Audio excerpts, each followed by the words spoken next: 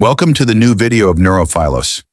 Get ready to dive into a gripping tale that will leave you breathless, thinking, and inspired. Whether you're here for the mystery, the drama, or the unexpected twists, you're in the right place. Make sure to hit that like button, drop a comment, and subscribe so you never miss another powerful story.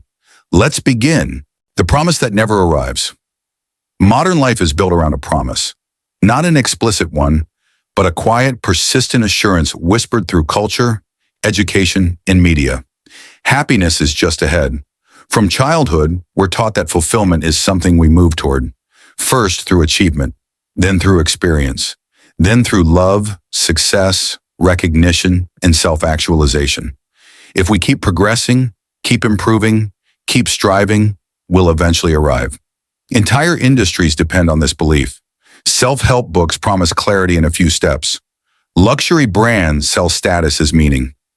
Dating apps suggest that the right person will finally make life whole. Productivity culture insists that if you optimize yourself enough, peace will follow. And beneath all of it runs the same unspoken message. If you're still suffering, you must be doing something wrong. This assumption shapes how we relate to ourselves. Discontent becomes a personal failure. Restlessness feels like weakness. Sadness turns into a problem to be solved as quickly as possible. We don't ask whether the promise itself might be false. We assume the fault lies within us. But what if it doesn't? What if suffering isn't a detour from life's path, but the path itself? This question sounds almost offensive in a culture obsessed with positivity. We're taught that pain is an error, a malfunction to be corrected, that the goal of life is to eliminate discomfort and maximize pleasure. Yet despite unprecedented comfort, technology, and choice, dissatisfaction persists. Anxiety spreads, depression deepens, burnout becomes normal. Even moments that should feel meaningful often leave a strange emptiness behind. Something doesn't add up. Arthur Schopenhauer, one of the most unsettling philosophers of the 19th century, took this contradiction seriously. While others celebrated progress, reason, and human potential, he turned in the opposite direction. He argued that the problem isn't that life sometimes contains suffering. The problem is that life is structured around it. For Schopenhauer, suffering isn't the result of bad luck, poor decisions, or insufficient effort. It's not evidence that you failed the system, it is the system. Life, he claimed, is not designed for lasting happiness. It is designed for endless striving. This idea lands like a shock because it reverses everything we're told. If Schopenhauer is right, then the ceaseless hunger for love, meaning, recognition, and pleasure isn't something to overcome. It's not a psychological flaw or an emotional imbalance. It's the basic condition of being alive. You don't suffer because you want the wrong things. You suffer because wanting itself never ends. Every time you achieve something, the relief is brief. The satisfaction fades. A new desire forms. Even success carries disappointment, not because it failed, but because it didn't deliver the peace it promised. And when desire is momentarily absent, boredom rushes in, a hollow quiet that feels strangely unbearable. This isn't accidental. According to Schopenhauer, it's the engine that keeps life moving. Modern culture tells us to respond by trying harder, set new goals, chase bigger dreams, upgrade your identity, but this only deepens the cycle. The more you believe happiness is waiting ahead, the more present suffering feels like a mistake, and the more you blame yourself for not arriving. Schopenhauer invites a different response. Not optimism, not despair, but honesty. If suffering is built into existence, then maybe the real problem isn't pain itself. Maybe the problem is the belief that life was ever supposed to be painless. Once that belief cracks, something shifts. The question is no longer, why am I unhappy? It becomes, what is life actually asking of me? And that question changes everything. The tyranny of the will. At the heart of Schopenhauer's philosophy lies a claim so unsettling that it reframes the entire human experience. The world is not guided by reason, morality, or purpose. Beneath appearances, beneath logic and intention, operates a blind and relentless force he called the will. This is not willpower in the modern sense. It isn't discipline, motivation, or conscious choice. The will is deeper than thought itself. It is an impersonal, unconscious drive that animates all living things. It pushes plants toward sunlight, animals toward prey, and humans toward love, security, status, pleasure, and meaning. It does not ask why. It only pushes forward.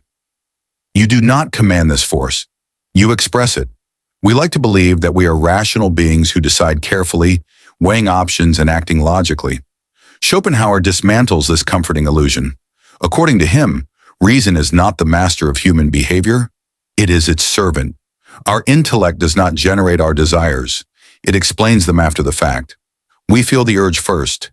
Then we build narratives to justify it. In his striking metaphor, Schopenhauer described the will as a strong, blind man carrying a lame man who can see. The blind man is the will, powerful, tireless, unstoppable. The lame man is the intellect, able to reason, but incapable of directing the movement. Wherever the will goes, the intellect follows, explaining, rationalizing, and defending choices it never truly made. This becomes painfully clear when we observe desire. From the moment we become self-aware, we want. At first it's physical, food, comfort, safety. Then it becomes psychological, love, approval, belonging. Eventually it turns abstract, success, identity, purpose, transcendence. Each desire promises relief. Each whispers, once you have this, things will finally settle. They never do. The structure of desire is inherently unstable. When a desire is blocked, we suffer frustration, anxiety, longing, and pain. The will tightens its grip, dominating our thoughts and narrowing our attention. Life becomes about obtaining the missing thing. Everything else fades into the background. But when desire is fulfilled, something unexpected happens. The relief is brief. The satisfaction is shallow. Almost immediately, a new restlessness appears. A new want forms. Or worse, boredom sets in. A dull, unsettling emptiness that reveals how much of our sense of purpose depended on striving. Schopenhauer described life as a pendulum swinging endlessly between pain and boredom. Pain arises when the will is denied. Boredom appears when it is temporarily satisfied. In neither state do we find peace. This cycle isn't a flaw in human psychology. It's the very mechanism of life itself. The will does not aim for fulfillment. Fulfillment would end movement. The will wants continuation. It wants striving without rest. This is why even our greatest achievements fail to deliver lasting satisfaction. A promotion, a degree, recognition, creative success, each produces a brief surge of meaning, and then it fades. A new goal appears, a higher bar, a deeper hunger. The chase resumes. From the perspective of the will, this is success. From the perspective of the individual, it feels like a trap. Modern culture misinterprets this entirely. It treats dissatisfaction as a signal to push harder, optimize more, and expand desire rather than question it. But Schopenhauer offers a disturbing possibility. The problem is not that we haven't achieved enough, it's that achievement itself cannot quiet the will. This realization can feel bleak, but Schopenhauer didn't see it that way. He believed clarity is the first form of freedom. When you stop expecting desire to deliver peace, you stop blaming yourself for its failure. The endless hunger loses some of its power. The will may still move through you, but now you can see it. And once seen, a deeper question emerges. Not how to satisfy it, but whether it must always be obeyed. Why nothing ever feels enough? Most people don't need philosophy to sense that something is wrong. They feel it in the quiet moments after an achievement, in the strange emptiness that follows success, in the way excitement fades faster than expected. Life delivers what was promised, and yet something is missing. This feeling is often dismissed as ingratitude or impatience. We tell ourselves we should be happier, that we didn't appreciate the moment enough. But Schopenhauer would say the opposite. This dissatisfaction is not a failure of appreciation. It is the natural aftermath of desire itself. Desire, by its nature, points forward. It creates tension by promising relief in the future. As long as we are striving, life feels meaningful. There is direction, momentum, purpose. The problem arises when the striving ends. The desire is fulfilled, the goal is reached, and suddenly, The structure holding everything together collapses. For a brief moment, there is relief, silence, a sense of arrival, but it doesn't last. Soon the mind begins to stir again. Restlessness creeps in. Another want forms, or worse, boredom settles like a fog. This boredom is not simple idleness. It is existential. It exposes something uncomfortable, that much of what felt like meaning was merely motion. When there is nothing left to chase, we are forced to face ourselves without distraction. And many people find that unbearable. Schopenhauer argued that what we commonly call happiness is not a stable state. It is a temporary absence of pain, a pause in suffering rather than its opposite. We feel happy not because life has become good, but because the will has briefly loosened its grip. This explains why happiness is so fragile, why it must constantly be renewed, why it collapses under stillness. The will cannot tolerate rest. When it has nothing external to pursue, it turns inward, generating dissatisfaction from within. Modern culture refuses to accept this. It insists that the next milestone will be different, the next relationship, the next upgrade, the next reinvention of the self. This belief keeps people running long after evidence suggests otherwise. And when it fails, as it always does, the blame turns inward. Why am I still unsatisfied? Why does nothing feel complete? What's wrong with me? Schopenhauer's answer is unsettling but oddly relieving. Nothing is wrong with you. What you're experiencing is the universal rhythm of existence. Every human life moves through this cycle, regardless of success, wealth, or status. The tragedy is not suffering itself. The tragedy is the expectation that suffering shouldn't exist. That expectation transforms pain into shame.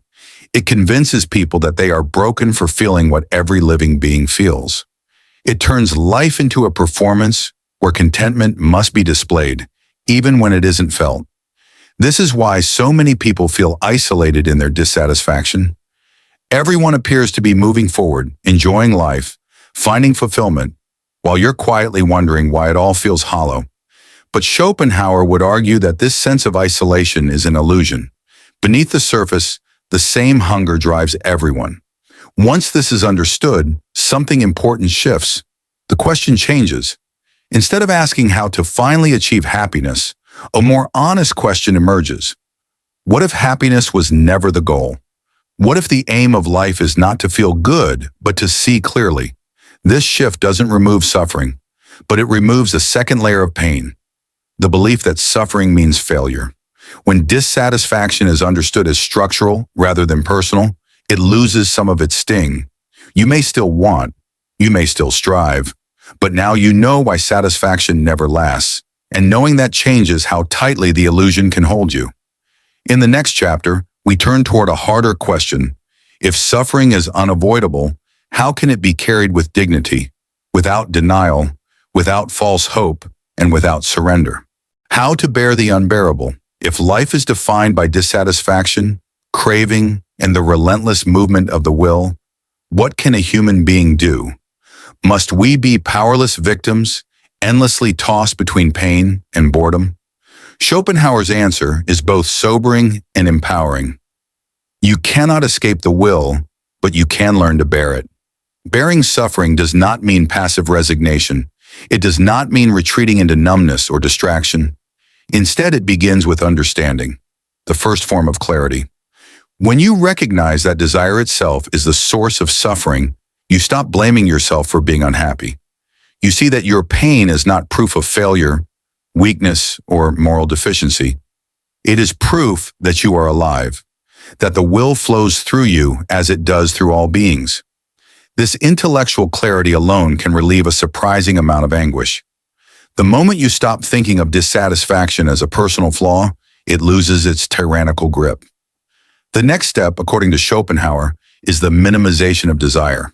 He argued that there are only two ways to increase human peace: either increase what you have or decrease what you want. The latter is far more reliable. By learning to want less, by consciously reducing the number of objects of craving, you shrink the power the will has over your life. Every desire you resist, every urge you extinguish before it dominates your thoughts becomes a small victory, a quiet liberation from the cycle of endless striving. This is where practical strategies emerge. Schopenhauer admired what might be called voluntary simplicity. It involves intentionally stepping away from desires imposed by society, the pressure to chase wealth, status, or recognition. By doing so, you create mental space, emotional energy, and a sense of control that is otherwise constantly eroded by external pressures. You stop seeking happiness in what the world tells you to want. Instead, you reclaim the autonomy to define your own needs, to distinguish between genuine desires and socially constructed cravings. Closely linked to reducing desire is the cultivation of compassion. Schopenhauer was one of the first Western philosophers to frame compassion not merely as a moral duty, but as a metaphysical insight. When you understand that all beings are manifestations of the same will, that every struggle, suffering, and longing is universal, your perspective shifts. The artificial boundaries separating self and other begin to dissolve. The suffering of another person, a stranger, or even an animal becomes intimately recognizable. Compassion in this sense is not an idealistic choice. It is an acknowledgement of the shared condition of existence. It allows you to stop adding cruelty, judgment, and resentment to a world already filled with pain, and in doing so, it reduces the will's hold over your own inner life. These strategies, clarity, moderation of desire, and compassion, do not eliminate suffering. The will continues to operate, pushing forward, demanding, striving. There are no permanent escapes, but they offer freedom within limits. They teach you that suffering is not an enemy, but a constant companion to be carried wisely. Life does not need to be a ceaseless struggle against it. It can be a measured navigation alongside it. Schopenhauer likened this kind of endurance to training. Small acts of resistance strengthen the mind's ability to observe the will without being consumed by it. Deliberately tolerating minor discomforts, stepping away from indulgence, and practicing stillness in a world designed to provoke craving, all serve to remind you that you are not merely a puppet of desire. You can respond instead of reacting, pause instead of obeying, and observe instead of being swept away. This chapter is not about achieving perfect serenity. It is about cultivating a practical resilience, a way to inhabit existence fully, without illusions, while softening the tyranny of craving. By seeing clearly, wanting less, and feeling more compassion, you create a buffer between the will's relentless motion and your conscious experience. In doing so, suffering becomes less overwhelming. It is no longer a personal failure, but a universal condition you can live with and even through. The question now becomes, is there a way to go beyond endurance? To experience not just survival, but moments of freedom where the will is temporarily silenced? In the next chapter, we explore the transformative power of aesthetic contemplation and transcendence, the rare glimpses of peace Schopenhauer considered the highest human possibility. Moments of freedom, art, beauty, and renunciation. If life is an unending cycle of craving, dissatisfaction, and fleeting relief, Schopenhauer asks, is there any true respite? The answer, though rare and fragile, is yes. It comes in the form of aesthetic contemplation, those moments when the will, the ceaseless striving that animates existence, is temporarily silenced. Unlike desire, which always points forward, aesthetic experience allows you to step out of time, out of longing, and into pure perception. When you are fully absorbed in a painting, a piece of music, a sublime landscape, or a work of literature, ordinary concerns fall away. You are no longer the person who wants, who fears, who struggles. You are simply present, perceiving, knowing. In these moments, the will that normally drives your life is suspended. You experience, if only briefly, freedom from the machinery of craving. Music in particular held a sacred place in Schopenhauer's philosophy. While other arts depict the world as shaped by the will, music expresses the will directly. A haunting melody or a powerful crescendo does not merely represent emotion, it is emotion. It bypasses intellect and language, touching the deepest layers of the self without triggering desire. For a few minutes, perhaps even seconds, the endless pendulum of craving and boredom stops swinging. The mind finds a rare, precious peace, Yet aesthetic contemplation is transient. The will inevitably returns. Desires resurface, restlessness returns, and the cycle continues. Schopenhauer recognized this, but he also emphasized that even these fleeting pauses are invaluable. They remind us that the tyranny of desire is not absolute, and that moments of transcendence are possible, however temporary. For those who seek a more enduring freedom, Schopenhauer offered the path of renunciation, a conscious, deliberate stepping away from the compulsions of the will. This is not a rejection of life in bitterness or despair, but a profound clarity about the nature of existence. Saints, sages, and mystics illustrate this path. They voluntarily choose simplicity, solitude, celibacy, or poverty, not as punishment, but as a means to quiet the will at its source. By minimizing desires, withdrawing from worldly entanglements, and refusing to chase endless cravings, they reduce the power of the will over their consciousness. Renunciation is the ultimate form of self-mastery. It is demanding, countercultural, and often misunderstood. In a society that glorifies achievement, consumption, and status, it looks like failure. Yet Schopenhauer considered it the highest wisdom, a refusal to be a puppet of desire, a liberation from the cycle that binds ordinary existence. Even if full renunciation is impractical, micro acts of resistance can train the mind in a similar way. Skipping a pleasure you crave, enduring minor discomfort deliberately, practicing stillness, or simplifying life intentionally all cultivate awareness of the will's influence. These small disciplines build resilience, giving you distance from compulsive desire and the ability to respond rather than react. Ultimately, Schopenhauer's philosophy reframes suffering. It is not a personal flaw or a mistake, but a mechanism built into existence. Understanding it, minimizing unnecessary cravings, cultivating compassion, and seeking moments of aesthetic transcendence or voluntary simplicity allows one to navigate life with dignity and insight. Suffering remains, but it no longer dominates. It becomes something that can be carried with awareness, integrated into life rather than dictating it. This is the paradoxical gift of Schopenhauer's thought. Life remains fundamentally tragic, yet through understanding, discipline, and moments of contemplation, it becomes bearable and even meaningful.